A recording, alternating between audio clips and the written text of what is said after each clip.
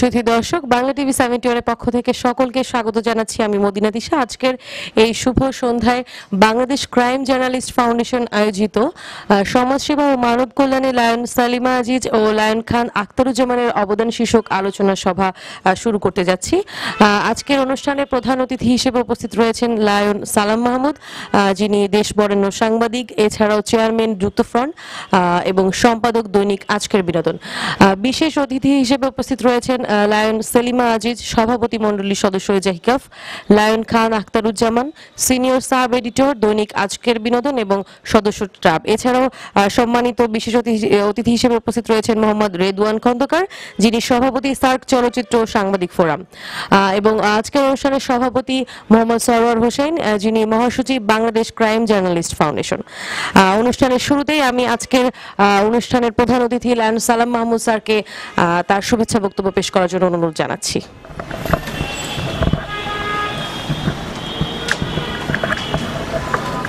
ধন্যবাদ মদিনা তিশা।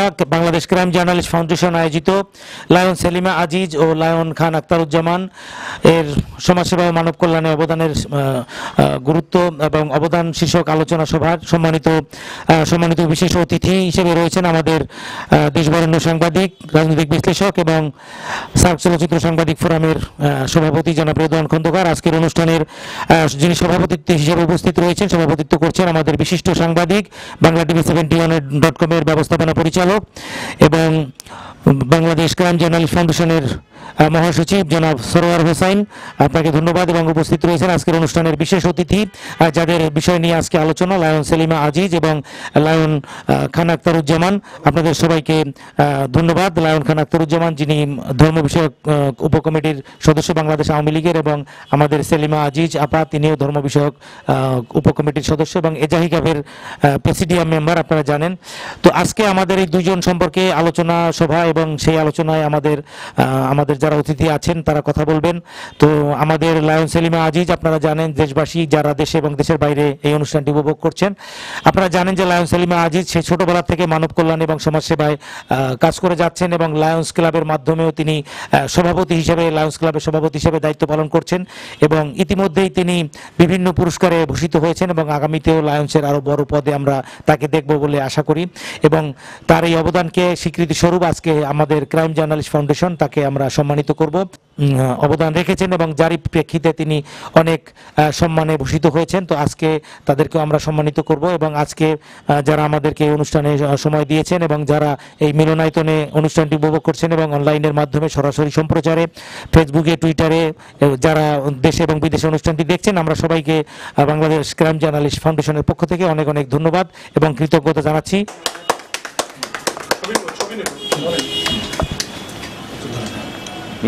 একটু দেখে দাও।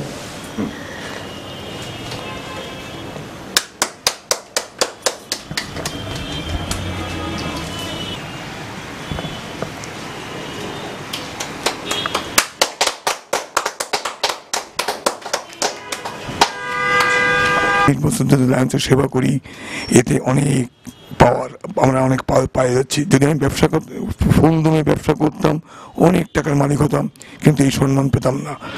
সেই জন্য আমি ব্যবসা অল্প করে কিছুটা সময় সেবার সঙ্গে কাজ করি। আপনাদের দোয়া নিয়ে এই সেবার কাজ পরিক্রমা কাজ চালিয়ে যাব। আপনারা আমাকে ধর্ম বিষয়ক উপকমিটিতে নিয়েছেন, সেভাবেও এখন থেকে লায়ন্স ক্লাবের ফাঁকে ফাঁকে আমি ওই কাজগুলো করব। আপনারা আমাকে সহযোগিতা করবেন। এই দেখেন, সেবামূলক কাজ করলে আল্লাহ পাকের ইচ্ছায় আপনারা আমাকে ভালোবাসেন, সম্মান করেন। কালকে কী হয়েছে, আমার নিয়ে একটু কষ্ট হলো। কালকে বিশাল কয়েকটা অনুষ্ঠান ছিল। আমার মাননীয় শেখ কবির স্যারের অনুষ্ঠানে বক্তব্য শুনে, আমাদের লায়ন্সের ইন্টারন্যাশনাল ডাইরেক্টর কাজী আকরাম সাহেবের একটা গাজীপুরের একটা অনুষ্ঠানে বক্তব্য শুনে বেগে আপ্লুত, অনেক সম্মানিত বোধ করছি। আর এই সম্মানিত বোধ করার জন্য সম্পূর্ণটাই যাচ্ছে ক্রাইম জার্নালিস্ট ফাউন্ডেশনের উপর। আমি আপনাদের প্রতি অনেক কৃতজ্ঞ, আন্তরিক ধন্যবাদ জানাই এবং আমি আপনাদের পাশে সবসময় আছি এবং সবসময় থাকব। আমরা মানব সেবা করি, এটা মন থেকেই আসে। অনেক দিন ধরে এর সাথে জড়িত আছি, কিন্তু স্বীকৃতি খুব ভালো লাগে। এত বছর হয়ে গেছে, অনেক স্বীকৃতি পেয়েছি, কিন্তু আজকের স্বীকৃতিটা একটু অন্যরকম। আমার কাছে খুব ভালো লাগছে। আমি বেশি কিছু বলবো না। আমি আবারও আপনাদের ধন্যবাদ জানিয়ে বলছি আমি আপনাদের সাথে আছি এবং থাকবো। সম্বন্ধে জেনেছেন, তারা মানব সেবার সঙ্গে দীর্ঘদিন থেকে সম্পৃক্ত।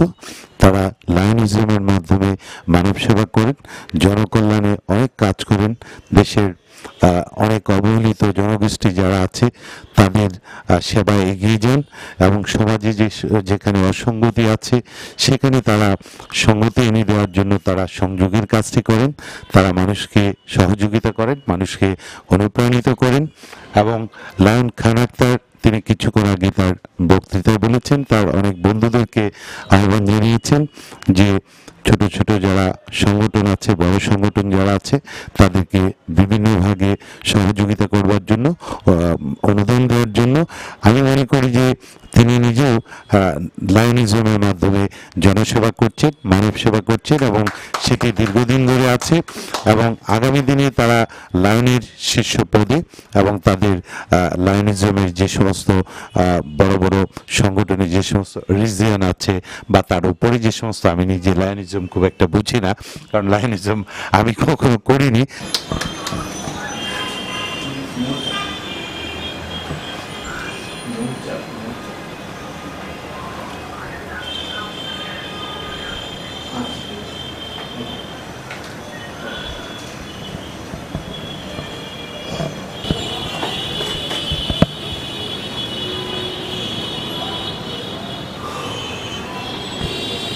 বিভিন্ন মানব সেবা এবং বিভিন্ন ক্ষেত্রে তাদের এগিয়ে আসা, দেশের বিভিন্ন দুস্থ মানুষদের ক্ষেত্রে তাদের কর্মকাণ্ড নিয়ে বাংলাদেশ ক্রাইম জার্নালিস্ট ফাউন্ডেশনের পক্ষ থেকে তাদেরকে সম্বর্ধনা দেওয়া হয় এবং আমরা এটা মনে করি তাদের এই কর্মকাণ্ড চলমান কর্মকাণ্ড অব্যাহত থাকবে এবং বর্তমান আমাদের মাননীয় প্রধানমন্ত্রী দেশের উন্নয়নের ক্ষেত্রে বিভিন্ন ক্ষেত্রে নিয়ে যে ঘোষণা দিয়েছেন,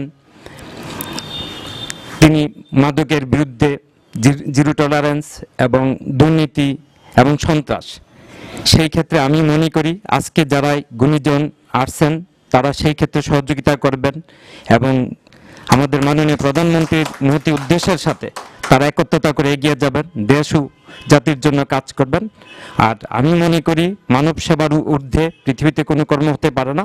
অতএব তারা যে পেশায় আছেন তারা ভালোভাবে মানুষের পাশে থাকবেন, কাজ করবেন, সেই আশা ব্যক্ত করে আমি আমার সংক্ষিপ্ত বক্তব্য শেষ করছি।